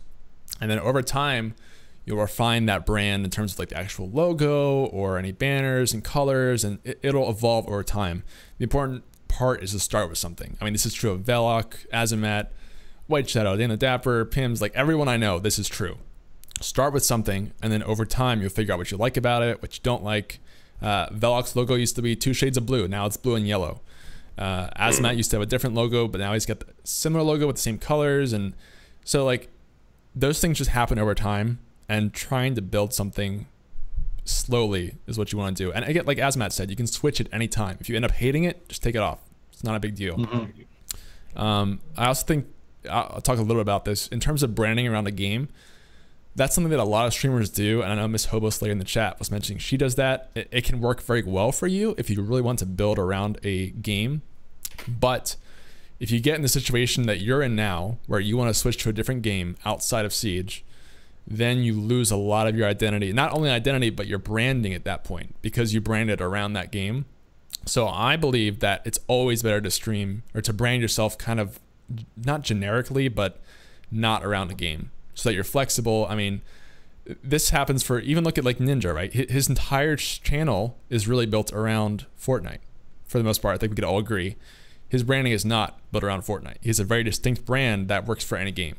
So I believe that even if like you are really building your identity on one game, you should still have a generic brand that works with anything to give you that flexibility and actually to build your own brand rather than just piggybacking off of an existing one, if that makes sense. So I think you're making the right decision in terms of how to get the inspiration. Like these guys said, kind of like building off your personality. And then I also think that like looking at what other streamers are doing is a good way. Don't just steal their colors and ideas and logos, but the way that they blend things together, like use that as an idea. Like, oh, this guy uses, like Velok uses contrasting colors, yellow and blue. It pops a lot because they're opposite colors. Maybe I can use red and green or something. Taking ideas like that is like the bread and butter of how you grow on Twitch, in my opinion. Not just branding, but interacting with chat. You can learn something from everyone. So that's what I would advise. And like we said, just iterating on it over time is so important. So anything else to add to that, Cage? Any other questions? No, thank you. Helped me very much. Awesome. Cool. Awesome. Happy to hear that, dude. Thanks for calling back again. No problem. See ya. See you, bud. Yeah. Great discussion. He always moves out before I can drag him out. Very efficient, that guy. All right, we got about 25 minutes left, people, and we need some callers. So once again, I want to post in the chat. If you want to join the StreamKey Discord and call into the show, click on that link. And oh, I did the wrong one. That's not the. Yep, that's the wrong one. Let's do this one. Click on that link, which is again not the TRUgaming Discord. There is a StreamKey podcast Discord specifically, which you should be in regardless of whether you want to call in, because it's awesome. And yeah, updates on the show there. Did I miss any questions from the chat? Did you guys see anything? I didn't see anything. But again, if I missed it, guys, tag me so I see it in red. And I'm gonna check on the charity stuff really quickly here. We're doing a charity stream, guys, all weekend long. It's crazy. $605 out of $2,000 so far. It's only $12.36. It's pretty good. I'm not gonna lie. Okay, so I think we are out of. Oh, Gringa's in the call, so let's pour in. Angry Gringa, Hi. You there? Hello. Yes, I am here. Hey, how are you doing?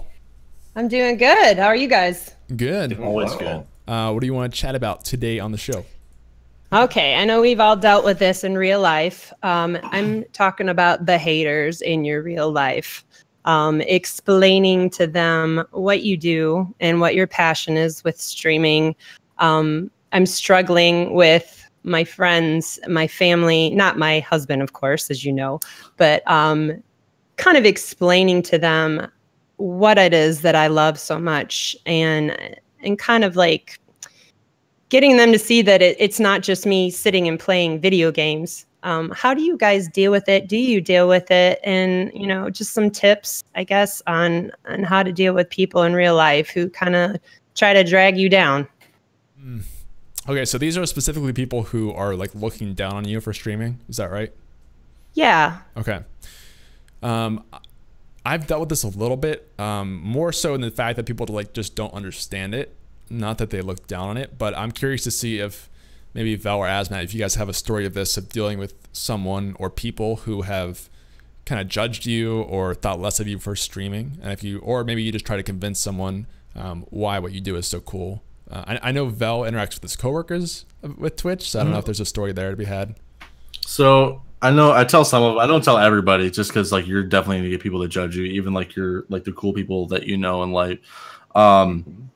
So it's tough because like they're really not gonna get it. They're not gonna understand because like they don't understand the cool parts of like getting to know these awesome people. Like I wouldn't know any of you if I wasn't streaming. Like I wouldn't know a single one of you. There's like, aside from Dan, obviously, because we went to school together. But Dan and I hang out and talk a lot more than we used to. Well, aside from when we lived close to each other, but we would not talk and like hang out as much as we do now if it wasn't for streaming. And I met a lot of cool people, and they're just not gonna understand that. So you can tell them like all day, like I met some really cool people. I have some of my best friends, or you know, through Twitch, stuff like that. They're still not gonna understand it. One day, I honestly, this is something I don't normally do. But I had a really good friend of mine at work say something like, "Oh, you just play video games in front of friends." I'm like, "I made $400 yesterday." It's like, screw off. Like, you know what I mean? Like, it just set me off that one time. I was like, "I made $400. Like, eat my butt." You know what I mean? Like, it's just one of those things. Like, it can get to you because it is something that like we're all super passionate about. Just do your best to explain that you have a lot of fun doing it and you don't care what their opinion is because it's wrong. You know what I mean? Yeah, definitely. Azumatt, have you had this experience yourself as a streamer? Yeah, I think a lot of people misjudge the fact that it's not only something fun to do, but they don't understand what it is. When you tell them, yeah, it's live streaming, it's like YouTube, but live, you know what I mean? And YouTube now has it to where it's live. But the thing is like initially it wasn't like that. And you have to kind of describe that or like try to relate to them in a sense. But the main thing that a lot of people see is like, well, I mean, if you're trying to do this full time, like why are you taking so much time to do it now? Like, why are you going in here and doing this? Like, there's not enough money coming from it to justify the amount of time you're putting in it. And I was like, well, I mean, maybe not now, but eventually. Like that's the thing, is like maybe that'll be a thing. Maybe you'll be, you know, ninja number 2. I don't know, but it's not necessarily something that you can hope on and you can pray on. And the main question or the main thing that you get from a lot of people is like, well, it's not like a reliable income. It's not a real job. It's not something that you can do for the rest of your life. And I mean, sure, they have some validity to it, but at the same time, take it while you can, man. You know, it's really hard to describe it. And I think a lot of people struggle to wrap their brain around exactly what we do. So my thing of counteracting that is just showing them. I'm like, I'll show them somebody that I'm really, really interested in watching. Or like, I'll even ask them like, well, what's your favorite personality traits and like your favorite people that entertain you? And they're like, they list them or whatever. And then I'll find somebody similar to that and I'll show them. Mm-hmm. And especially now with tags, that'll be a little bit easier to do. But that's the thing. It's something that they have to know and they have to experience and they have to see for themselves for them to actually understand it. Otherwise, they're going to constantly judge you. Yeah. This one's tough because I think it's not even exclusive to streaming. This is just something that you deal with in a lot of stuff throughout life. And you're not going to be able to convince people all the time to either like change their mind about it or care about it. That's just how people are. It's particularly hard if it's someone like close to you, like if it's a spouse or something or a family member who's actually judging you and looking down on you. That's harder. I would say if it's like third-party people, whether it's coworkers or I don't know, however else you know people that judge you for it, then try to like just not care as much as you can. Or if you do care, maybe, I mean, if that person is like actually looking down on you for doing something that you love to do, should you really be friends with that person anyway? Like, again, it's different if they're a family or something, but yeah. I'm kind of on the side of like, you're not going to change their mind, so why try? Yeah. But also not to let that person get to you, if that makes sense. Oh, yeah. I don't know if you can provide more context if you want to, or a follow-up question or something to. Oh, I mean, it's just at work, and it doesn't really bother me per se. And I guess this is more of a general question for people who want to get into streaming. I mean, I get dogged at work all the time about it, and I just laugh. I mean, because I'm a pretty confident person, and I don't really have a huge problem with it. But I don't want people out there who might be listening to this podcast to think that they are doing something wrong, and that if it is their passion, they should follow it. And even if you suck at it, you still keep going. I mean, and don't let other people judge you for it, because they're not worth being in your life. Exactly. Because at the end of the day, all I have to worry about is my husband and kids. And I try to explain to people that, you know, I like these people in True more than people in my real life. And trying to explain to them how that camaraderie and, you know, the community, how it makes me feel as a person, and how I look forward to seeing people on stream every day and supporting them every day. I'm sorry, I still have a cold, but, All right. And you know, it's just my passion. I'm learning every day. I'm getting better every day. And I just want people out there who feel like they're people in real life that are hating on them to just keep going, because it doesn't matter at the end of the day. It's what you're following your passion. Yep, absolutely. It really have people in your life who support what you want to do, that you're passionate about. Don't let people stop you from doing something that you love because they don't think it's cool or whatever. Like, again, it's different if it's a family member, but for the most people, whether they're coworkers or whatever, like that's the case. I believe you're on the exact right path there. And I think a lot of people also will dog on you for trying to do something different, trying to do something outside of your comfort zone. And I think that some people who judge you are judging you because they're afraid to do things. And just as an example, everybody knows I play video games at work, but now they're starting to learn that I stream. And now they're dogging on me here and there, but then I'll get the little text message like, hey, how do you do this? And hey, how do you do that? So, you never know who's listening and who's watching. And I always direct them right to Stream Key, by the way, Green, just saying. And I tell everybody that's how I got my start. And I've met some of the most amazing people that keep me motivated. So, it's a kind of a thank you to you guys as well, because, I wouldn't be here if it wasn't for Stream Key. So don't let the haters get to you, and keep pushing forward. Awesome. I love stories like that. Just hearing that the podcast is helping you guys, that makes it all worth it, honestly. 60 episodes in. Thank you so much. Yep. Yeah, awesome. Thank you for that. That's all I got, guys. Great one. Great topic, and I'm sure to help people. So thank you. Yep. All right. See ya. See ya. Bye. Hope you feel better. All right. So we got about 15 minutes left here, ladies and gentlemen, before Dan comes on. So we had a question from Tiffany Plays, who said, how long do you think you should try implementing something new you'd like to try on your channel before deciding if it's something you should continue doing? This is a good question. So it's basically if you want to introduce something new to your channel, or redo something or just test something, like how long should that period be for? Maybe you want to try out some new branding, you want to try streaming a different game to see what it does to your numbers. Like what's a good test length, if that makes sense? Have you guys tried doing this with new games, or something else that you've tested on your channel? Maybe starting with Velok this time. So like testing new things out. Like there was a time where I was really done with multiplayer shooters for a while, and I was trying to see if I could do single player games because I do enjoy them.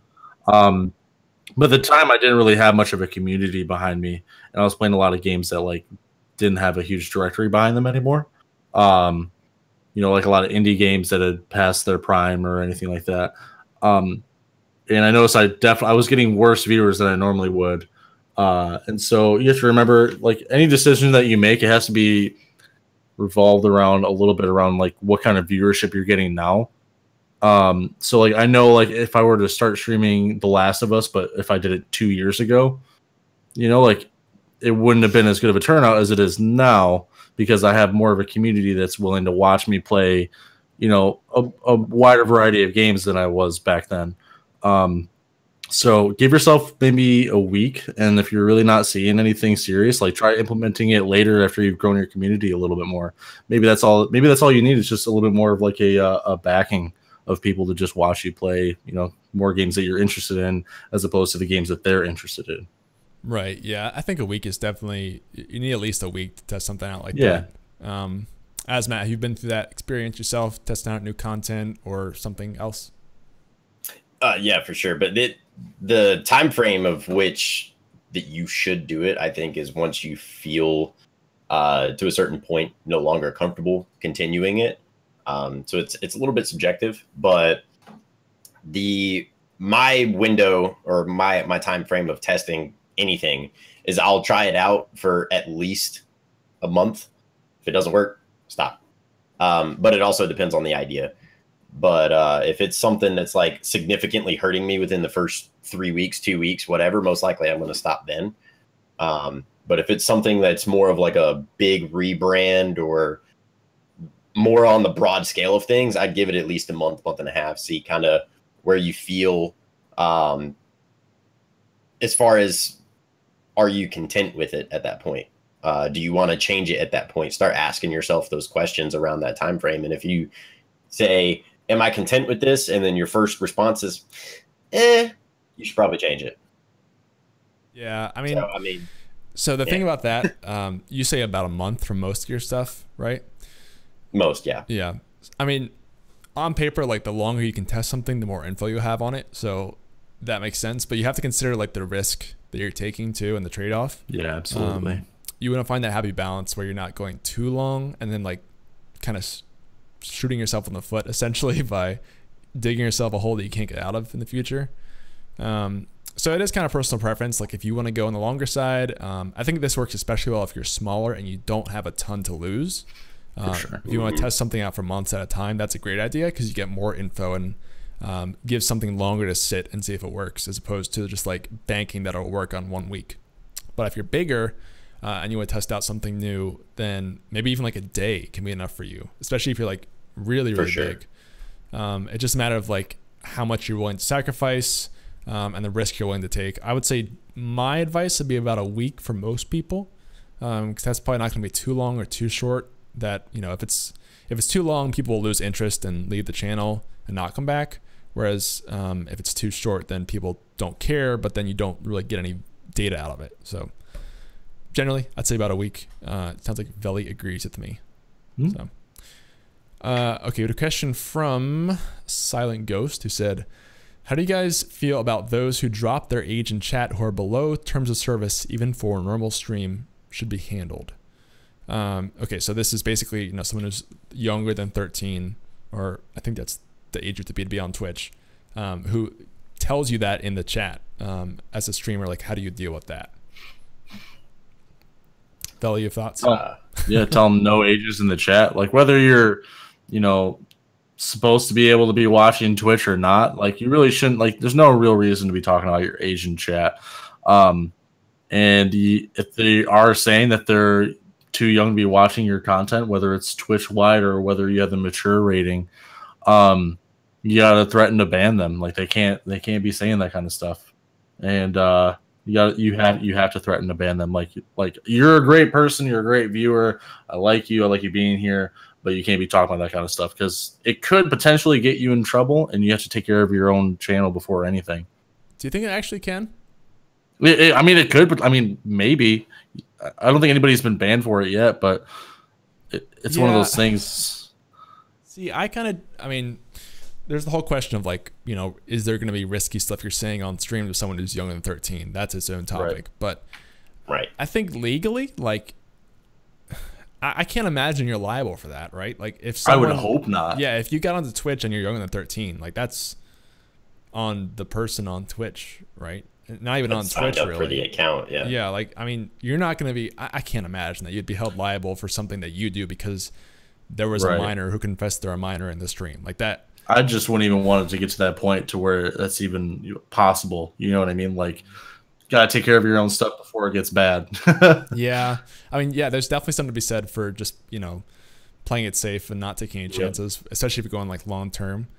I think I would be on the side where like, I would just kind of let it go, just to give like a contrasting opinion, just because I again, if it's not going to fall back on me, and I highly doubt it would. If someone has an example of that happening, let me know. I would kind of let it go and just hope the person kind of goes somewhere else, I guess. But I'm curious about Azumatt's thought on this. I would honestly, I think my first initial reaction would be to time them out and be like, just don't ever say that. Don't bring ages in here. Don't do whatever. And also put that like as a rule in your chat before. Yeah, for sure. Like, do not say your age ever. Because at that point, then, I mean, they can kind of skim under the radar, but you're also giving them a warning. Like, look, I'm going to basically pretend I didn't see that this time. And if you say it again, like it's gotta be a ban. But let them know, like, hey, like that's not cool. And the only reason that you are receiving that ban is just due to Twitch TOS. It has nothing to do, and that's more to protect me. So I would time you out first. I'd be like, look, that's really not cool. Don't drop ages in here. Nobody say any of that. And like, I'll probably let it pass like the first time and be like, look, say you're joking, do whatever you have to do within the chat to whatever.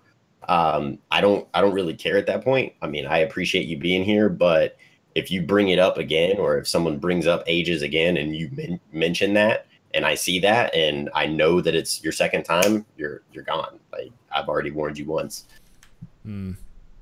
Yeah, this is a tricky one, because I do think about the side that, like, if you're a Twitch affiliate or partner, and in some sense like a representative for the brand, and then something like that happens and you don't respond to it, like that could become a problem. I think especially for partners who are in like a contract agreement like that, I can see how that would be an issue.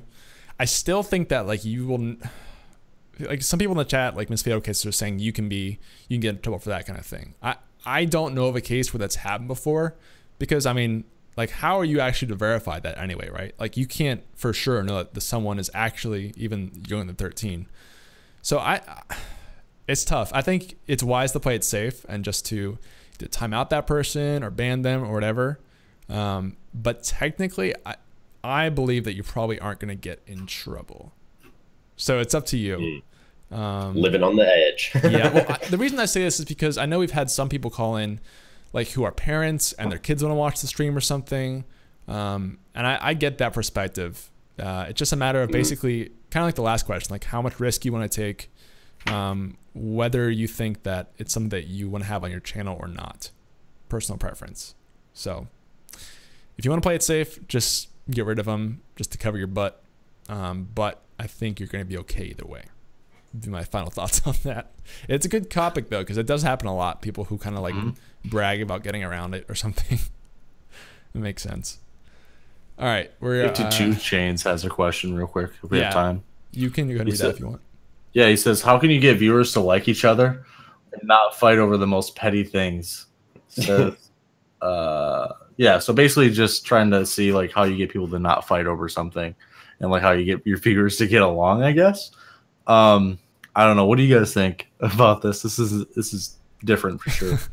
Yeah, so basically like viewers who are fighting and you're trying to keep the peace between the viewers. Yeah. This one kind of cracks me up because I feel like we've seen some of it happen before. I'm in a lot of League streams and League viewers are not the nicest people sometimes. So I definitely see some of this. I don't know. It's not. I want to get your guys' perspectives on this one, because especially Velok, because I feel like you've dealt with this before. I would guess. Yeah, absolutely. Okay, yeah. What do you think? You got to control your own chat, your own stream. It's your stream. You have to control it. And the best way to get people to play nice is to get rid of the people who aren't. Like, warn them, obviously. Time them out if they're being an a-hole. But if they continue to do it, you got to get rid of the person that's causing the problem. And then if the other person is also being somewhat of a problem, give them the same warnings. Like, I don't care how much money you donated, if you're a sub or anything, how long you've been a part of the channel. If you start acting out, you're done. Like, you are literally not going to be in my channel anymore, because I'm not going to you're not going to ruin the experience for other people that are just trying to chill, have fun, and hang out with other like-minded people. You have to control it. It doesn't matter who they are. If they're your only viewer, then it's going to be even worse, because that's just going to create your entire community is just going to grow into this super toxic thing of just like this horrible group of people. And you don't want that. Take control of it ASAP. Yeah, I agree. I mean, this is something you really have to get ahead of, because okay, so for me, for example, I'm kind of like non-confrontational most of the time. So like my gut reaction would be just like to let it go and not address it. But you really have to address this, because like, let's say you want to keep those two viewers there and not do anything just because like they're viewers in the chat, right? And that's valuable for you as a streamer, for people to talk to, interact with, whatever. But by leaving those people there, especially if it's like one or two problem people, they could actually be causing you to see less growth because they're there. So you're actually creating less growth for yourself by keeping them there than if you were to ban them. So yeah, definitely get rid of the problem, because you don't want to create this situation where people who are new to the stream are immediately leaving because those crazy people are there creating problems. Azumatt, you have any other thoughts to add to this one? Yeah, I think to some degree you should allow it to happen, because it's kind of entertaining when people don't get along. Just because like it's the opposing personalities that can create a little bit of conflict. I mean, assuming that they're not your only viewer and it's causing some toxicity, but the back and forth that you can get from that is usually very entertaining, but you also got to like set the limits. You know what I mean? Like, you can't flat out just start using some really derogatory words to the other person. Like, you've got to, if you don't get along, like, make it a point that, you know, hey, that's not cool, and I don't agree with it. I don't get along with you, whatever. but like also at the same time, try to have fun with it when you can as a streamer. Kind of make a joke about it, and maybe you being that medium between that person and the other person, you might create a new avenue on maybe causing them to get along on some level while they're in your channel. But just set the limits, make sure that they're not saying anything too derogatory, because I mean, at that point, you'd be like Velik and just you're gone. See you later, no matter how long you've been here. There's North Korea at that point. Yeah, I mean, that's like, what's this button do? Oh, wait a minute. Get the hell out. So, I don't know. Set your limits. That's all I really have to say. I mean, it's your stream. Control that junk. Yeah, for sure. Also, Miss Hobo Slayer brought up a good point that she had someone who donated over $1,000 who started acting like this and like degrading people, and she had to ban him eventually. So same thing. Thanks like, for the money. Goodbye. Yeah. Like, don't let people who, this is true of whether they donate a lot or they've been there a long time. We've had people in the community who have been with us for a long time and turned sour, and that happens. So like, don't show favoritism to people because they give you money or they've been there all the time, but then like they're actual terrible people. Be careful about that, because it happens. All right. Well, it is 1 p.m. We had a few questions that we're not going to be able to get to because Dan the Dapper is about to take over the stream for the charity stream. Yes. So we got to wrap this up. Azumatt, anything you want to say to Heel before we head off here? Definitely donate to Alex's lemonade stand, because amazing cause and a bunch of amazing people. We have a bunch of hours left in this whole charity event. Go there, check it out. I will be doing mine at 4 a.m. on Monday. If you're awake, try to do the same and help me out. But I'm kidding. But check us out. Just stay here, spend some time, talk to everybody, network, and just have a good time. Azumatt here, and I'm good. I'll see you guys soon. Sweet. Veli, anything you want to say before we head off till next week? Thanks for everybody being here. Thank you for the raids, all the love and support you guys show for the charity event, for TRUgaming, for all of us streamers, and I'm glad we can help you guys out with any questions you might have. Yeah, and then let's go show Dan some love. Yeah. Heck yeah. So again, guys, this is a weekend-long charity stream. We're going till Monday morning without stopping. Yeah, it's crazy. So stick around, please, because Dan the Dapper, who has been in the chat here, is going to be coming on this channel right here. You don't have to go anywhere. What? I don't know what the heck he's streaming. Kingdom Hearts, maybe? I don't know. We'll see. But stick around because he's coming in here. Yeah, that's it for me, guys. We do this every single week at Friday at 11 a.m. So we'll be back with this podcast next week. But please watch the rest of this charity stream. You can win an RTX 2080 graphics card. You can win a PS4, an Xbox One, a full trip to playthrough. That's all going to be stuff we're giving out. So stick around, plus like literally hundreds of giveaways. So anyway, we'll see you guys later. Thanks for coming out, and adios. See ya. Bye.